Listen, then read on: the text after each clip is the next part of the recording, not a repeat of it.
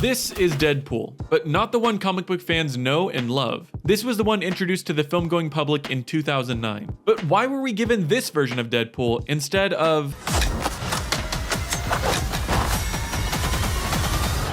In this video, we'll discuss how not to introduce a character like Deadpool and explain how we almost didn't get the true Deadpool we all know and love. Sometimes a movie deviates from its source material so drastically that it's almost admirable, but other times we're left with scenes like this. A sequence so far removed from its base, it feels like a deliberate middle finger to the ideas that came before it. X-Men Origins Wolverine was the first of a planned series of movies based on popular characters from the then thriving X-Men franchise.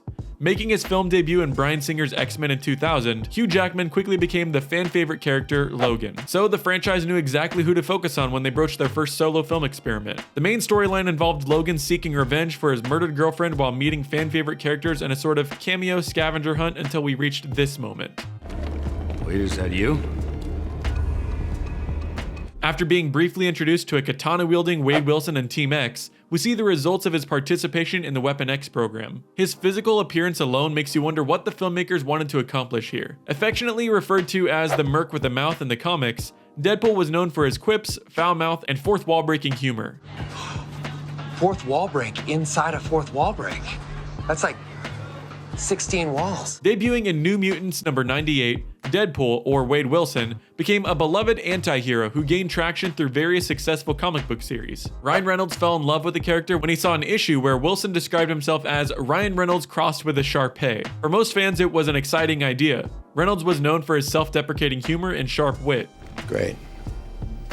Stuck in an elevator with 5 guys on a high-protein diet. When Origins decided to work Deadpool into its script, Reynolds warned them this was not the version fans would want to see, but the studio insisted. Yes, they deliberately gave Deadpool abilities that had never been seen in the comics. But in fear of being recast from the movie, Reynolds accepted the role knowing how far removed it was from the Deadpool people loved. Now, do we get to see the Deadpool that is, the one that's faithful to the comic books? It's tough to say. Deadpool here is the culmination of powers derived from several mutants. John Wraith's teleportation, Cyclops' laser beam, Logan's healing, but none of those powers come with any sort of consequence or price. As Logan and Deadpool flip, stab, vanish, grunt, and kick, everything feels so alien. Deadpool is more Baraka from Mortal Kombat than his well-known comic book personality. His signature red and black costume is completely replaced, and to add insult to injury, with literally no mouth to speak of, there are no jokes or fourth wall breaks. At least until the post-credits scene where he shushes the audience, which is far too little, way too late. God, you ever shut up, pal? No, not when I'm awake. The scene is so incredibly bad, it's almost impressive. It's an empty display of carnage with no emotional perspective or greater point. And the goofy, let's fight on smokestacks set pieces scream, we need something visually cool but don't have any ideas. And that's to say nothing of the fact that at the theoretical emotional apex, the scene gives us the oh-so-typical line from Sabretooth, nobody kills you but me. But don't despair. This is one of the few times in comic book movie history where a happy ending actually materializes. The fan outcry after the release of X-Men Origins Wolverine was deafening, but everyone agreed Ryan Reynolds was pitch perfect as Deadpool, if only he'd been given a proper shot.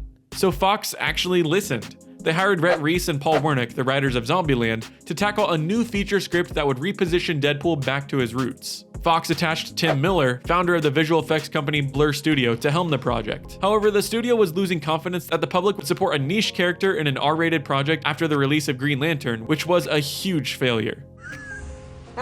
Fake laugh, hiding real pain. As a last-ditch effort, they allowed Miller to create an animated test footage reel with Reynolds portraying Deadpool. Tragically, after the footage was completed, the project stalled. Until July 2014, when the footage mysteriously showed up online weeks before the San Diego Comic-Con, setting the world on fire. Everyone rejoiced and agreed this was the Deadpool movie we needed.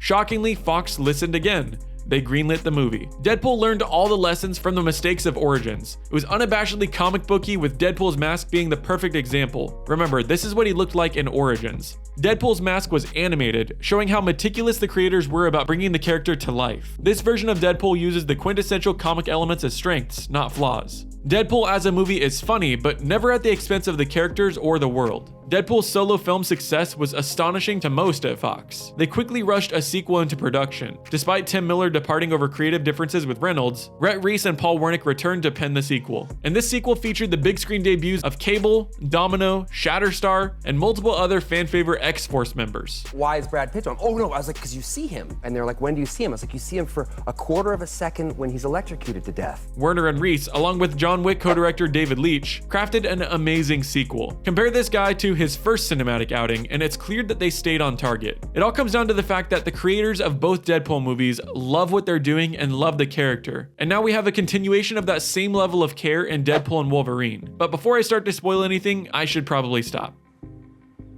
It's over. Go home.